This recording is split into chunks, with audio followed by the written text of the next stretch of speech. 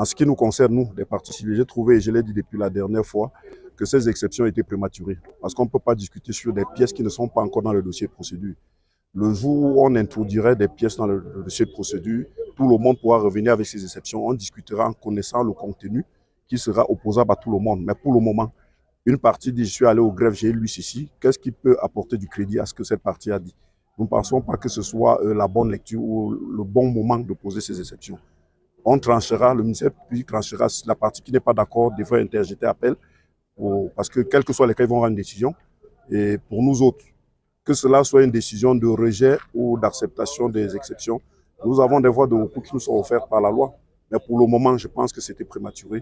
Et il serait surprenant que l'on accède à ces exceptions-là. On entame cette procédure. Conformément à la loi, nous avons demandé qu'on mette à la disposition de toutes les parties, toutes les pièces de procédure. Ça permet que chacun prépare sa défense et quand nous venons discuter là, que chacun discute sur ce qu'il a lu et sur ce qui est. Bon, le tribunal a estimé que les parties devraient aller au greffe consulter. Nous avons fait appel de cette décision qui nous refusait la reproduction du dossier. À la Cour d'appel, on a confirmé la décision du tribunal. Nous avons fait pourvoi et la procédure actuellement est au niveau de la Cour suprême pour savoir si on devrait nous délivrer à toutes les parties copies des dossiers ou pas.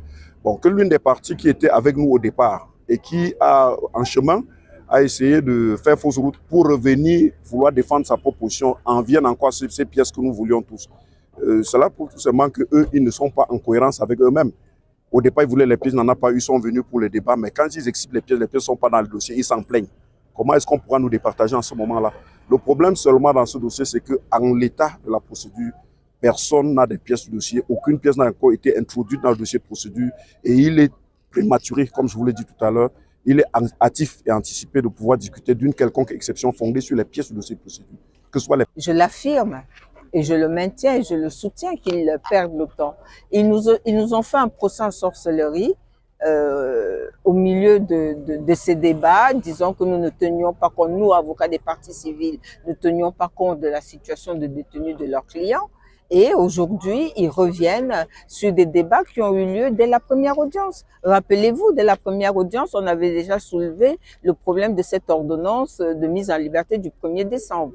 Le commissaire du gouvernement a répondu. Pourquoi, alors que nous savons comment se passe un procès en matière pénale, alors que le commissaire du gouvernement a requis que le renvoi était pour ces réquisitions, qu'il a requis qu'on revient sur le débat. Non, et même on a été surpris de voir des notes de plaidoirie sur des réquisitions du ministère public que je pense personne n'avait. Donc,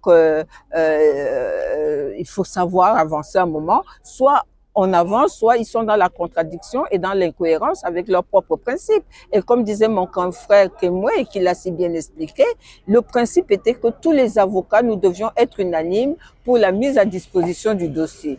Mais dans un groupe, il y a toujours certains qui, par derrière et de façon lâche, vont consulter le dossier. Aujourd'hui, ils sont pris dans leur propre piège.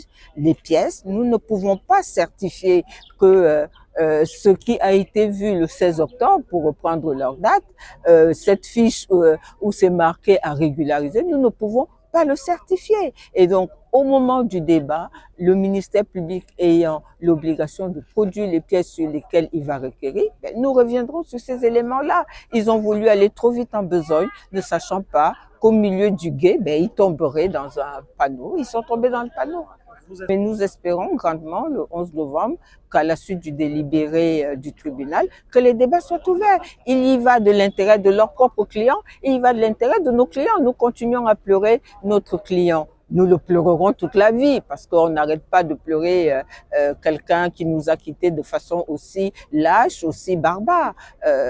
Nous continuons à le pleurer, mais surtout, nous souhaitons que les débats s'ouvrent et qu'une décision soit prise afin que le corps soit remis à nos clients et qu'ils puissent faire leur deuil. Ça fait 1 an et demi, 2 ans qu'ils ne peuvent pas faire leur deuil et ce n'est pas de notre faute. Finalement, on a très peu répondu à nos exceptions. Il a botté en touche, il a développé sur 2 ou 3 points sur lesquels nous sommes revenus pour expliquer la quintessence, n'est-ce pas, de notre demande. Nous avons aujourd'hui 17 points de droit sur lesquels le tribunal doit se prononcer. C'est tout ce que nous demandons. Si le ministère public n'a pas voulu répondre, c'est son choix. Il peut requérir ou ne pas requérir. il a requis, bon, peut-être que vous avez tout compris de ce qu'il a dit, moi je n'ai pas compris grand-chose, n'est-ce pas, de ce qu'il a dit.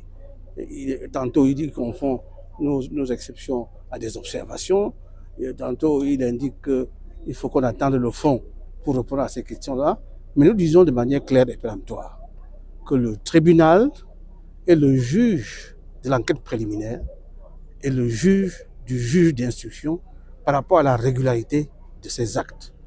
On a excipé un certain nombre de violations de la loi, il y en a 17 au total. Le tribunal ne pouvait pas, contrairement à ce que certains ont demandé, statuer sur le siège. Ça voudrait dire qu'en réalité, nous avons travaillé pour rien. Il faut maintenant que le tribunal se retire, réfléchisse et argumente, motive une décision que tout le monde comprendra et que tout le monde acceptera. Je crois que on est au tournant de ce procès. On est au tournant de ce procès. Est-ce que le tribunal va valider les violations de la loi que nous avons décriées au cours de l'enquête préliminaire et au cours de l'instruction?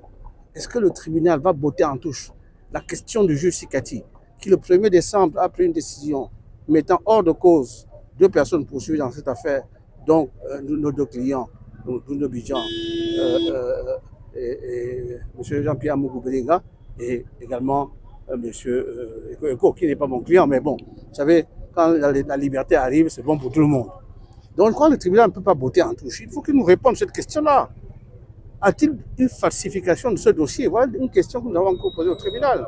Est-ce que le commissaire du gouvernement a le pouvoir, lorsqu'il reçoit les actes des officiers de police judiciaire, de les corriger en termes de régularisation?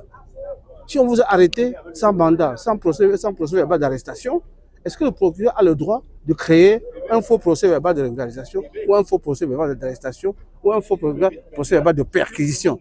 Ce sont des questions fondamentales. Vous savez,